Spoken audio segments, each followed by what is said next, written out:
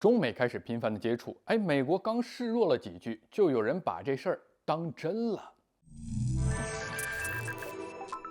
大家好，我是吕哲。最近这段时间，中美开始有了密切的接触。你看，从美国驻华大使伯恩斯、美国总统国家安全事务助理沙利文，再到中国驻美大使迪美就任，以及中美商务部长会晤外界都开始预测说，中美关系是不是要缓和了呢？美国政府最近的表态也是相当有意思的。你看，先是美国总统拜登 G7峰会的表态可以预见的就是中美关系是不是要缓和了？随后呢，中国就宣布美国公司的安全审查没通过要全面禁售。那美国议员就很气愤地指责中方是经济胁迫霸凌，但是白宫随后又降低了调门，说正在和中方沟通这件事，但不会影响到中美关系的未来，也不会破坏白宫与中方接触的所有努力。美国这样的示弱表态很出乎人意料你看，自佩洛西窜台和气球事件之后，中美之间的接触途径是越来越少了。那这段时间，美国更是频繁地释放想要和中国进行沟通的意愿。而中美双方开始接触，也让外界看到了一些风向的改变中美建交亲历者美国前副国务卿霍马茨最近就表态说，他认为中美两国仍然有机会进行修复关系的可能。那最近确实出现了一些好的进展。他警告说，美国不要将对华关系看成零和博弈，不要试图挑战别国的制度和文化，应该更务实地寻求双边关系的平稳。注意到一个很有意思的现象，美国无论是新老政客都喜欢把中美之间的竞争定义为制度上的竞争，其实他们心知肚明，这根本就不是制度问题，否则你说美国怎么解释逼迫日本签订广场协议、收购阿尔斯通，还有围堵德国能源对俄罗斯进行极限施压？他们制度和美国是一样的呀，不是照样被美国打压霸凌嘛？所以美国上下统一将中国认定为战略竞争者，这跟制度是没有一毛钱关系。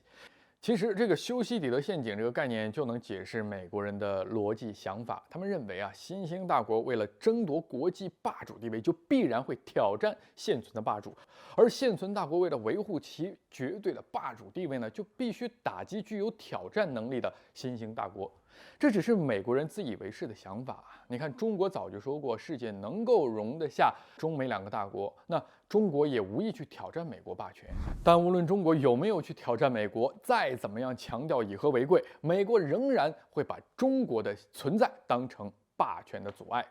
美国的前总统奥巴马在2010年接受澳大利亚电视台的一次专访时就表示过，如果10多亿中国人能够过上澳大利亚人或者说美国人的生活模式的话，那我们就是说这些美国人将进入一个非常悲惨的时代了这个地球是无法承担这一切的。你看没有他们的逻辑就是，他们非常自然地认为中国人想要过好日子，就会对地球造成巨大压力，却丝毫没有反省过说欧美人过优越的生活对地球造成怎样的压力。他们是非常霸道的，想让中国人就是降低自己的生活方式和生活品质，而自己不去做任何改变。这种就是好像是好处我都占着，责任你全担着的自私霸道的思维流露的是如此自然就好像中国人吃饭、工作、发展，甚至连存在都是有原罪的。直到现在，美国政府仍然没有丝毫改进，仍然变本加厉。那中美现状，你说怪得了中国吗？责任全在美方，这句话一点没错。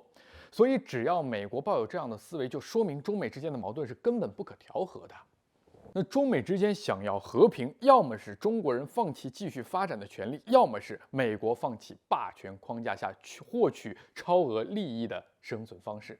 但目前来看美国是不可能心甘情愿的像中国这样走和平发展的道路。2次世界大战，美国那是摘了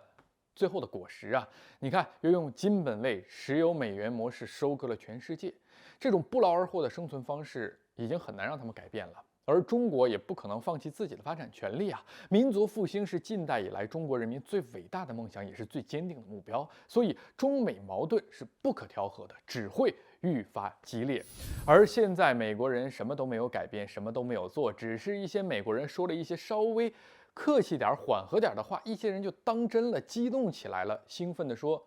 是不是要改善中美关系了？”我想说，中美接触是有必要的，但是对中美关系抱有任何幻想的人